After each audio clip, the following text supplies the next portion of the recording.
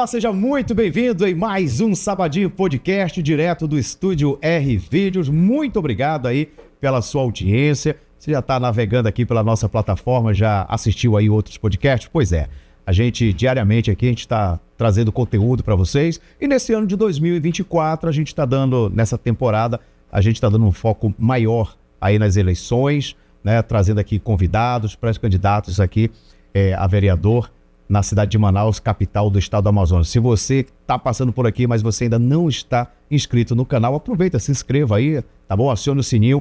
Sempre teremos grandes novidades e você já ficará muito bem informado. E olha, no nosso podcast de hoje aqui, rapaz, é um grande convidado. O sobrenome dele já é um fenômeno no sobrenome. Mais lá na frente vocês vão entender o porquê. Um grande jovem, porém, mas e algo que eu costumo falar aqui, jovens preparados, né? Tem uma boa formação, aquela coisa toda.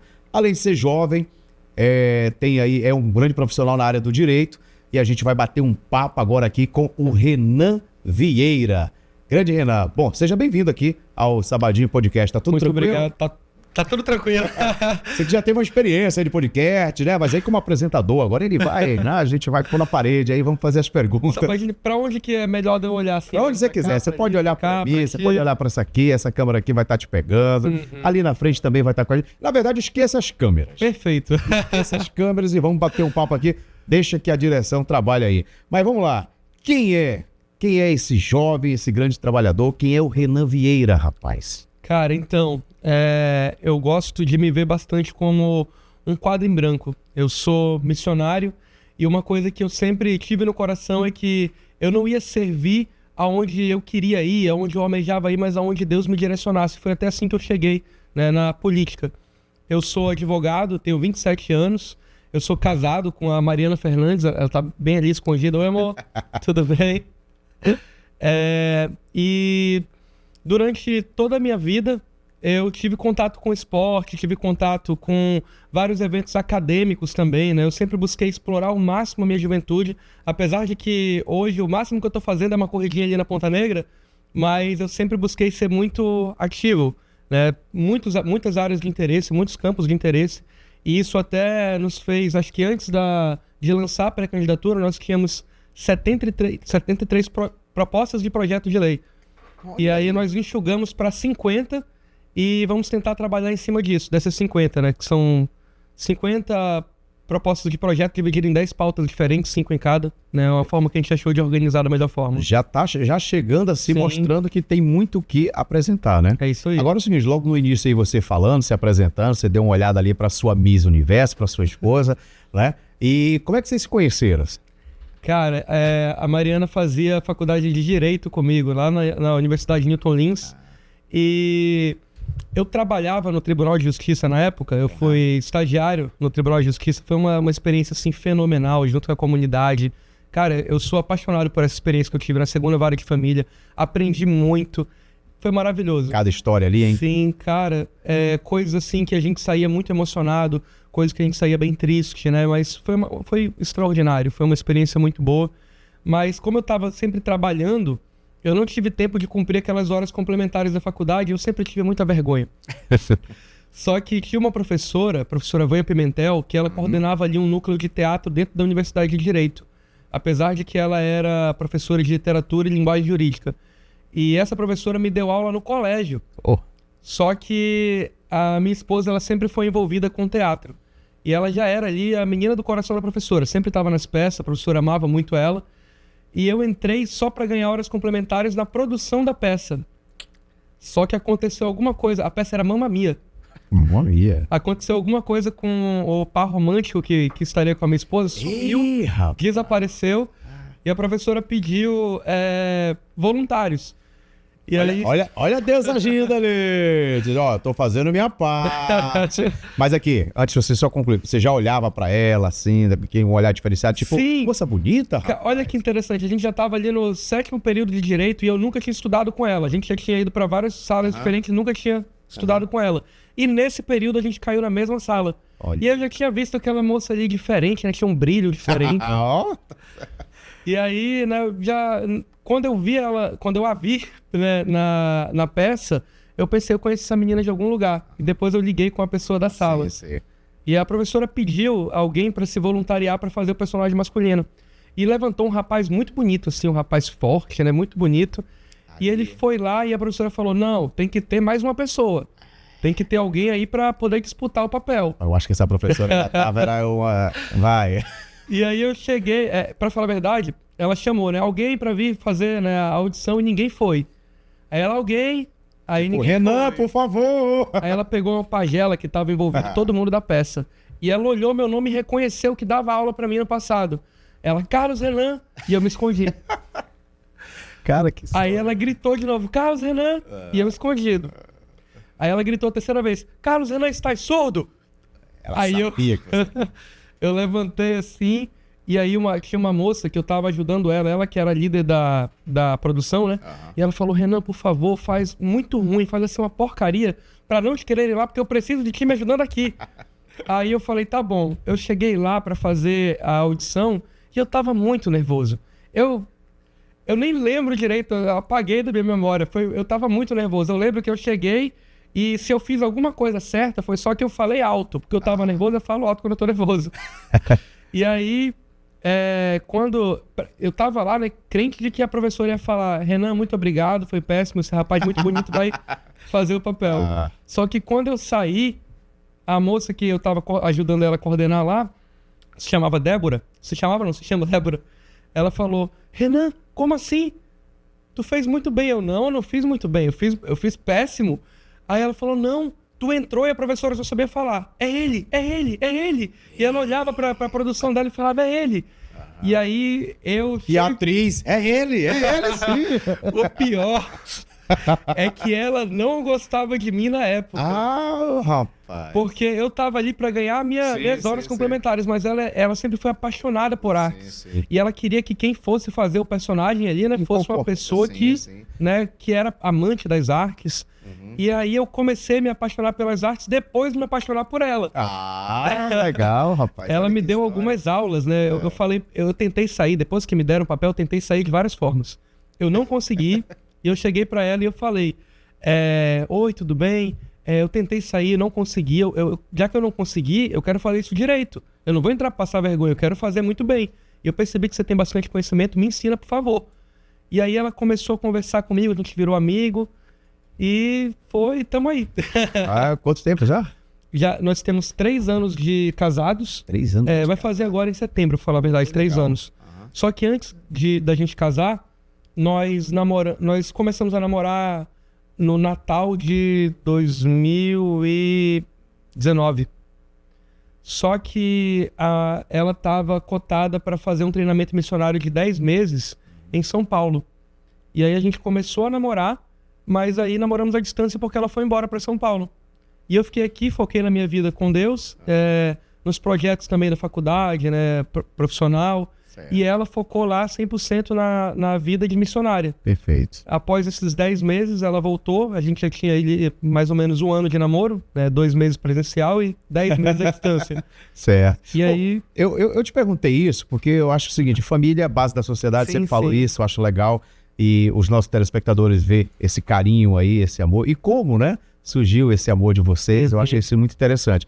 Agora você falou que ela teve que passar um período fora porque missionária. Sim. E você, por exemplo, é advogado e missionário. Eu já aproveito esse gancho aqui para te perguntar, como é que você consegue aí conciliar aí? Cara, então, eu acho que a minha profissão, ela é muito importante porque eu sou autônomo, né? Eu sou o dono do meu escritório de advocacia. E isso me dá uma liberdade para estar disponível para fazer as missões que aparecem. Certo. Então, tecnicamente, como eu tenho essa liberdade, né, eu consigo alinhar os horários para estar nas missões, nos interiores, em diversos lugares. E lá a gente trabalha dando palestras, servindo, levando alimentos. Cara, é muita coisa, né? Não só com justiça social, mas também com a parte ali de acolhimento da comunidade, sabe? De dar uma palavra de incentivo. E uma coisa que Deus trouxe muito no meu coração é que a política também é um campo missionário. Perfeito. Né? Um campo missionário integral, onde a gente tem todas as ferramentas e armas necessárias para estar servindo a população, a comunidade, da melhor forma possível. né? Porque um entendimento que nós temos é que o poder, ele serve para servir. O nosso maior exemplo de poder é Deus, que se colocava como auxiliador de Israel, né? Jesus Cristo, que é o nosso Deus personificado, né? O nosso Deus que veio à terra aqui, e ele se colocou como servo dos seus, né? Servo daqueles que estavam com ele. E a gente, pegando por esse lado aí, você veja só a oportunidade que um político tem, né? Sim. De servir. Né? Achei isso muito interessante. Agora, antes de a gente se aprofundar mais nessa questão da política e tal, saber das suas ideias, você que já veio aí, já fez ali de 100, foi para 70, enxugou em 50, ou seja, vocês têm... O que não falta são boas ideias, projetos para você aí colocar...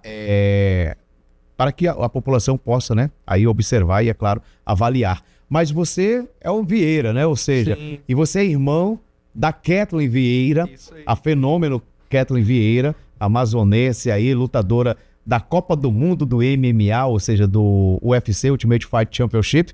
Isso te ajuda ou te atrapalha num bom termo, assim, falando? Porque as pessoas às vezes estão conversando contigo, aí, e aí, a tua irmã, como é que vai ser a luta? Ou não tem nada a ver, ou tu não dá muito, assim, fica... Não. Então, vamos lá. É uma coisa maravilhosa, né? Ser irmão dela, até porque foi eu que ensinei... Brincadeira, gente. Não, mas você é atleta também, já Sim, foi. eu já arranhou com ali, ela, deu umas... Sim.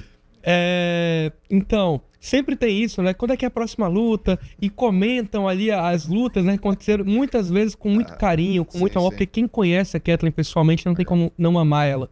Ela é gente de verdade, sabe? Uma pessoa muito calorosa. É claro que também tem a sua parte negativa, tem o que a gente chama dos técnicos de sofá, né? Que o pessoal nunca entrou no octógono, nunca lutou e dá um palpite ali. Mas assim, relacionado à política, uma coisa que me ajuda realmente é que como eu estive com ela em boa parte da caminhada dela no esporte, eu conheço algumas das dores dos atletas, como precisar de uma passagem e não conseguir, como precisar de algum auxílio e não conseguir. Hoje não tem como você ser um atleta de alto rendimento se você não tiver uma suplementação, se você não tiver uma boa academia para treinar. E outra coisa, não, pelo menos para mim, né? Se eu estiver errado, me perdoem, mas pelo menos para mim não dá para esperar que um atleta ele vai trabalhar ali CLT 8 horas por dia e depois ele vai ter um rendimento top no treino. Até foi por isso que eu me afastei mais da área da luta. Na época, eu e a minha irmã, a gente lutava, mas eu não estava conseguindo manter sequer o rendimento da faculdade. Estava no curso de Direito e eu saí da luta para formar em Direito. E a minha irmã também, ela abandonou a faculdade de Direito, nós dois fazemos Direito. Ela abandonou a faculdade de Direito e seguiu na luta, e eu abandonei a luta e segui no Direito. Mas vocês falam assim, eu vou por aqui, tu vai por aqui, não é possível, né? Talvez a gente consiga acertar juntos. E graças a Deus aí tá dando tudo certo, né? Ou seja, ela chegou em um evento que é o maior evento de lutas, né, do mundo, assim, de mistura de artes marciais do mundo. E você chegou no seu objetivo, que era ter essa formação. Agora não para por aí, viu? Chegou aqui uma informação que você já passou pela astronomia, astronáutica, robótica. Meu amigo, você já foi chamado de CDF? Já. É isso, rapaz? Cara, que interessante. A minha vida acadêmica no colégio, né, o meu colégio foi um colégio que sempre incentivou os alunos a fazer várias coisas, realmente se jogar no meio acadêmico. Nós tínhamos até uma coisa chamada Enigmas da Sexta-feira, que na sexta-feira o diretor pegava o microfone e fazia algumas perguntas, os alunos que soubessem podiam chegar lá que tinha algum prêmio, né? Então... eu já disputei a Olimpíada Brasileira de Robótica, Astronomia Astronáutica, Desafio Nacional Acadêmico, várias coisas, né, nessa área. Sempre gostei muito desse meio acadêmico. Eu sempre fui muito, muito nerd mesmo. E eu era muito retraído. Eu nunca podia imaginar que eu ia estar aqui, né, na frente de uma câmera falando com muita gente. Legal. E o esporte também me ajudou muito nisso, porque, querendo ou não, quando a gente vai muito para esse lado do estudo, tem aquela temática que a gente está debatendo até hoje do bullying. Sim. E eu não tenho problema nenhum em falar isso. Durante uma boa parte da minha vida eu sofri muito bullying. E um período, a minha irmã estudava comigo. Em outra sala, é claro, né? Mas ninguém mexia comigo porque mesmo que ela não era do MMA, ela já lutava ali hoje. Uma judoca ali, uma casca grossa da arte suave. Aí não mexiam tanto comigo. Só que quando mexiam eu falava, mana, mexeram comigo ali. Aí ela... tinha uma conversa assim muito amigável e resolvia. Mas aí depois ela saiu, ela formou primeiro que eu, né? Mais velha, e eu fiquei sozinho. E nessa hora que foi importante eu aprender a lutar com ela, né? Eu comecei a lutar MMA, e aí eu já não tinha muito medo, porque eu percebi que o pessoal que faz bullying, eles contam muito com medo da pessoa, Isso, né? exatamente. E aí quando eu não tinha mais medo, a pessoa me ameaçava, a pessoa tentava ridicularizar e eu só olhava, porque eu sabia que se viesse 3, 4 eu ia esquivar, né? Não que eu iria usar da agressão ali, mas se precisasse eu saberia me defender. E isso foi primordial ali, né? Durante o meu ensino médio, eu me orgulho de falar isso, que os meus amigos, as pessoas próximas a mim, e até na escola como um todo, a gente conseguiu vencer muito essa temática de bullying. Porque aquelas pessoas se sentiram intimidadas, porque perceberam que não conseguiam mais intimidar com tanta facilidade. Legal. E como é que o Renan Vieira veio parar em uma pré-candidatura a vereador de Manaus? Chegamos lá. Vamos lá. Sabadini, então, para falar a verdade, desde criança, sempre tinha algo no meu coração que eu não sabia o que era, mas eu sentia que o círculo de pessoas que eu tinha que ajudar não se restringia àquelas pessoas que eu tinha que eu conseguia enxergar, sabe? Aquelas pessoas próximas a mim. E eu sempre tive esse desejo de ajudar muitas pessoas. E na minha vida de missionário, eu muitas vezes via comunidades que precisavam de uma ajuda, de um apoio, que a nossa atuação enquanto missionários se exauria, mas a carência daquela comunidade não acabava. E começou a despertar no meu coração um desejo de ingressar no meio político para aproximar a política da comunidade. Porque eu fiquei imaginando, cara, não é possível que se todo mundo tiver a visão próxima dessa realidade, não vão fazer alguma coisa, né? Eu acredito que o brasileiro, ele é um povo que se compadece do seu próximo. A gente tá tendo essa experiência. Sim, a gente tá tendo essa experiência aí com essa catástrofe que teve no Rio Grande do Sul, e a tristeza dessa perda, a tristeza dessa catástrofe se mistura também com a alegria de ver os nossos irmãos brasileiros se unindo e ajudando essas pessoas.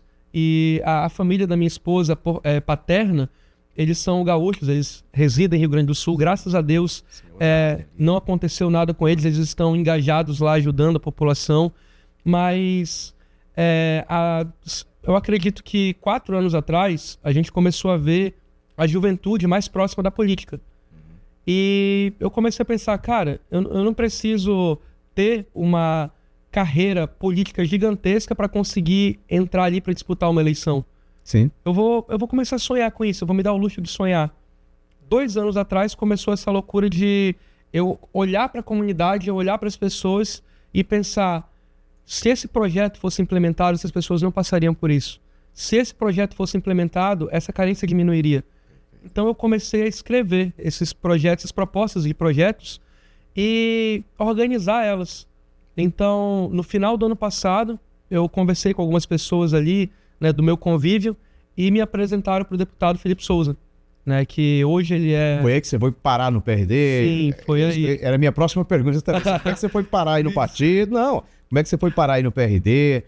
Que hoje o partido também, ele apoia a pré-candidatura do Roberto Cidade, né, a prefeito. Queria que você falasse exatamente sobre isso. Agora, sua ida para o partido, como é que foi? Foi um convite, foi convidado? Ou você olhou o partido e disse, é aqui que eu quero? Como é que foi? Eu já estava procurando um partido. Eu andei conversando com alguns amigos que tinham envolvimento político, né, em determinados partidos. Sim. E conversando com eles, cara, eu não sei se eu posso falar isso aqui. Posso falar? Eu sou advogado, mas o processo vai para quem? Eu só sei que a gente tem um advogado para defender. Então, eu tive experiências com alguns partidos políticos e eu percebi que tinha muita gente ligada no que eu gosto de chamar de velha política, né? E a velha política, ela domina o cenário político do Amazonas.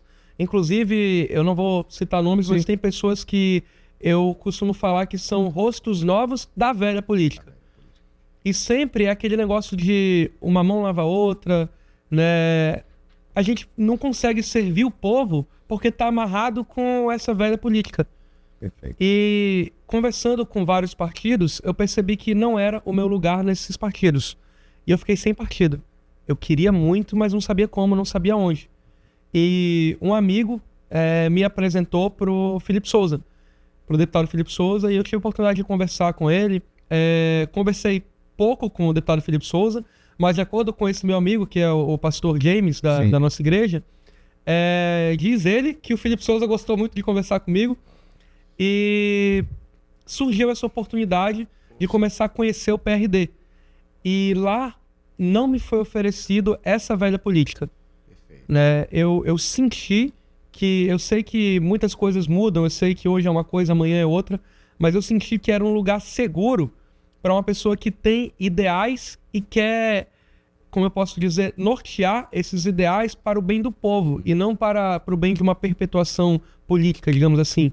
Né? E eu comecei a caminhar, gostei muito do partido, gostei muito da equipe do partido, tive a oportunidade de estar com eles em algumas reuniões e a gente negociou ali, né, Como é que foi essa negociação? Cara, eu tô aqui, eu sou essa pessoa, vocês têm coragem de me colocar para disputar uma eleição? E aí eles fecharam. É desse tipo de gente que a gente precisa, né? Aí ficou. Eles fecharam e eu agradeço a Deus pela loucura deles, porque sou marinheiro de primeira viagem aí, né? Mas você, a ideia que não falta. Você me falou que você já vem aí há uns 2 anos trabalhando em ideias, projetos.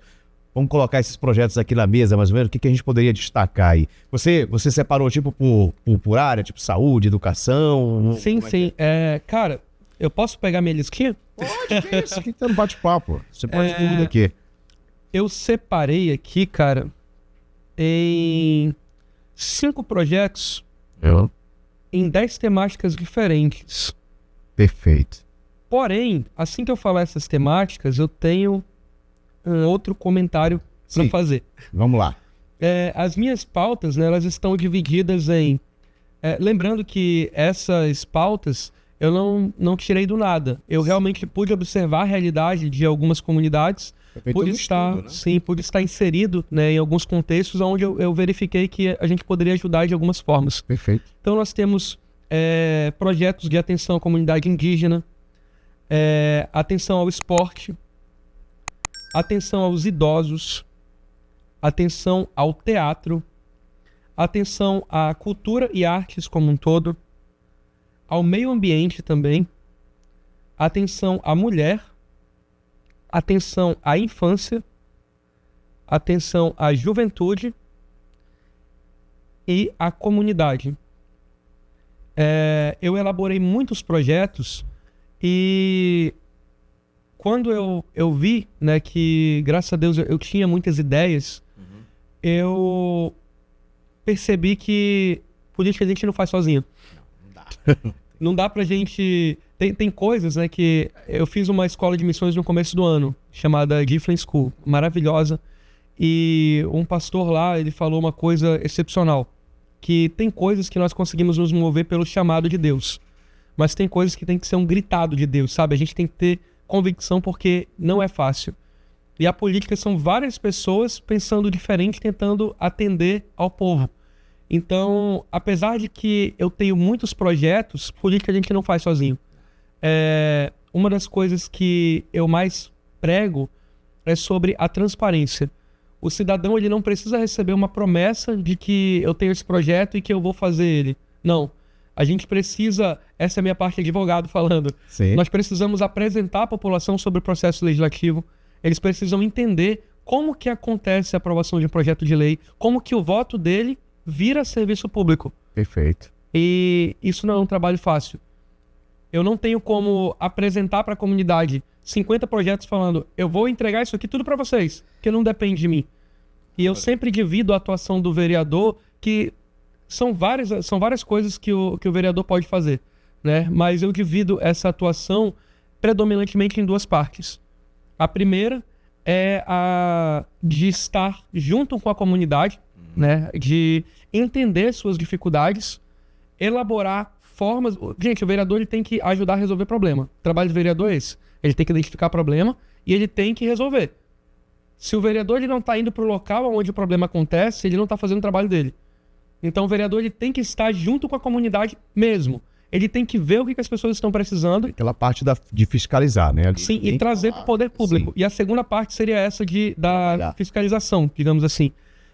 O vereador ele precisa trabalhar junto com o prefeito. Ele precisa fiscalizar as atividades do prefeito e ajudá-lo a atender da melhor forma a comunidade. E um ideal que eu tenho é que na velha política era muito comum, como eu posso dizer isso, você é o prefeito. Eu vou te fiscalizar se tu for da base de oposição. Entendi. E eu vou te ajudar se tu for da base aliada. Mas no PRD não foi isso que foi apresentado pra gente. Cara, realmente fazer um trabalho honesto, fazer um trabalho de dignidade. Não é situação oposição, mas cidadão, trabalhar, Sim. ajudar a população. Né? É isso aí. E na nossa caminhada até agora, posso falar um pouquinho do Roberto Cidade? É isso. E nessa caminhada até agora, o Roberto Cidade foi uma pessoa que se apresentou pra gente, né? E é a pessoa que nós acreditamos que tem ideais parecidos com os nossos. De realmente extinguir essa velha política, de realmente olhar para o cidadão e querer uma mudança, né? É um sentimento de inconformidade. Não é porque tá dando certo que não podia ser melhor, ou não é porque as pessoas acham que alguma coisa está dando certo que realmente está dando certo. Né? Uma coisa que as pessoas falam muito é de aqueles políticos que faziam só a aparência, né? Que só pintavam ali, que só escondiam determinado problema. E nós acreditamos que o Roberto Cidade é um forte candidato para trabalharmos juntos pelo bem de Manaus. Manaus é uma cidade que é referência para o mundo. Nós estamos numa das cidades mais famosas do mundo. Nós somos referência em várias áreas. Todo mundo olha para a floresta amazônica, lembra de Manaus. Isso. E eu acredito que Manaus pode ser um polo de expansão da economia criativa, da economia verde. E nós acreditamos que o Roberto Cidade ele está alinhado com essas ideias de melhorar a cidade para a população e não para um grupo específico. Você falou muito aqui nessa área das tuas ideias de projeto, você já fez aí já explorou um pouco sobre essa questão da comunidade, que passa muito pela juventude, e algo que chamou muita atenção aqui, que você falou sobre a questão da cultura. A gente vê e recebe alguns outros convidados aqui, que eles falam muito que a questão cultural está muito focada só para uma área, se trabalha muito um lado, mas esquece Manaus como um todo, Zona Leste, Zona Sul. Você não tem ali pontos turísticos naquela área que pode ser trabalhado, que as pessoas também possam ali vivenciar o que você tem hoje na Ponta Negra, que você tem hoje no Sul. O que a gente podia fazer? Então, nós temos uma das propostas falando sobre isso, né? Eu quero lembrar também que o vereador, ele não pode prometer que ele vai construir um espaço, que ele vai, né? Não, ele não faz nada. Ele não constrói, né? Ele trabalha as ideias, pode ser uma lei que possa ter isso daí. Nós temos projetos sobre essa área, né? De descentralização das áreas do que a gente chama de... Qual é aquele nome que eu costumo falar? Aparelhos culturais. Sim. O aparelho cultural, ele é toda aquela ferramenta do poder público, seja praça, seja biblioteca, que ajuda a população a ter acesso à cultura. Perfeito. Né? Por meio do aparelho cultural, as pessoas elas adquirem capital cultural. O que é capital cultural? Assim como tem o capital financeiro, né? Você tem dinheiro, você consegue gastar. Quando você tem cultura, você também consegue entender melhor outras coisas. Expande a sua mente. Conhecimento é... Sim. Então, nós temos projetos de descentralização desse aparato cultural. Né? O que nós prezamos não só é realmente trabalhar espaços, mas trazer, por meio de editais, projetos que permitam que grupos envolvidos com artes possam estar fazendo seus trabalhos, não só nessa área do centro até a Ponta Negra, mas em todos os bairros de Manaus. Se você for ali para a Zona Leste, cara, ali tem um mundo. Ali é outra Manaus, ali tem... Manaus. E muitas vezes essa outra Manaus, ela está desassistida. É incrível você ver o desenvolvimento de uma criança que tem acesso a música e cultura de qualidade e uma que não tem. Melhora as notas no colégio daquela que tem um aproveitamento muito melhor no seu desenvolvimento pessoal, né, enquanto coordenação motor e várias outras áreas. E uma coisa que a gente preza muito é que esses aparelhos sejam descentralizados para todas as zonas de Manaus. Não só os espaços públicos, porque não adianta a gente colocar um espaço público e ele ficar lá desocupado. Não adianta a gente revitalizar uma praça e ela ficar lá desocupada. A gente precisa implementar projetos que vão estar movimentando, que vão estar levando serviço até essas pessoas. Cara, a maioria dos amazonenses nunca entrou no Teatro Amazonas. Impressionante. E é gratuito, gente. Falta até o conhecimento, né? Inclusive, eu me lembro de uma campanha que teve que as pessoas não sabiam, né? Não, tem que pagar. Um absurdo. Se você é natural, né, do Amazonas, se você, principalmente daqui de Manaus, você não paga nada para entrar no Teatro Amazonas. Se você só paga uma taxa. Se você só não tá aqui, você paga uma taxa. E também não é lá essas coisas, a taxa. Sim. Mas muitas vezes a barreira não é a taxa, a barreira é a distância. É a distância. O cara vai pegar 3 ônibus para atravessar a cidade, ir no Teatro Amazonas, passar meia hora e sair. Nós precisamos levar a cultura, nós precisamos levar as companhias de teatro, de música, de dança para as comunidades.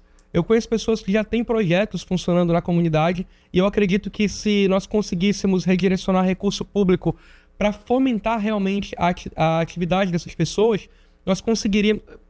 como é que eu posso dizer isso?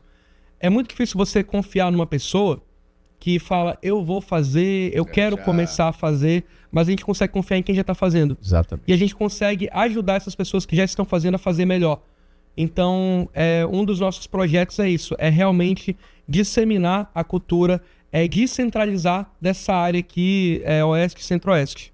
Pô, se a gente fosse conversar aqui todos os projetos, a gente ia passar aqui umas 2, 3 horas aí conversando. Sou uma pessoa que está bem preparada, a gente observa isso, ou seja, tem um conhecimento. Tem um outro assunto assim que você acha de vital importância a gente falar, assim, agora aproveitar essa oportunidade? Então, eu gosto de falar muito sobre a consciência eleitoral. Perfeito. A opinião pessoal minha é que eu acho que o brasileiro ele tinha que ir para a urna todo ano, para a gente criar, né, essa proximidade da política. Um dos nossos projetos é não só levar os políticos para perto da comunidade, mas trazer a comunidade por meio de projetos de transparência para perto da política. É a parte realmente educacional. Nós prezamos bastante por fazer com que as pessoas entendam esse processo legislativo do verdinho da urna até o serviço da comunidade. E fazer com que a população entenda que... Porque muitas vezes isso acontece, cara. É um assunto delicado, mas às vezes a própria população... Sim. Ela está acostumada com aquela velha política e ela espera ali uma cesta básica, espera determinada coisa. E a população tem que entender por que a população costuma agir dessa forma às vezes. Porque já está acostumado com político que não vai fazer nada. Então, se ele não vai fazer nada, pelo menos me ajuda com isso aqui, né? Pelo menos me dá isso aqui agora, porque depois eu sei que eu não vou ter. A falta de esperança. Sim, é a falta de esperança. De outra contrapartida também, a gente vê aí que essa moçada jovem, por exemplo, como você, estão dizendo aí, peraí, a gente tem que começar. Sim, é isso aí. A gente quer mostrar que o voto, ele vale muito mais do que uma cesta básica. Muito, sim. E o voto, ele é o estudo do seu filho, ele é a saúde da sua avó pelos próximos 4 anos. E isso vale muita coisa. Então, você que está regularmente inscrito aí com a Justiça Eleitoral e você pretende exercer o seu direito de voto, pense com... Fiquei nervoso. Pensar mesmo com responsabilidade. Pense com responsabilidade e consciência. Ver quem são hoje os pré-candidatos, mais lá na frente quem serão os candidatos, as propostas, e aquilo que você falou, né? Propostas viáveis. Não adianta a pessoa chegar aqui e dizer que vai levar o Manauara lá na Lua, porque ele não vai. Não vai. Tem que esquecer isso daí. Onde é que as pessoas podem conhecer um pouco mais assim da tua história? Onde as pessoas podem conhecer mais?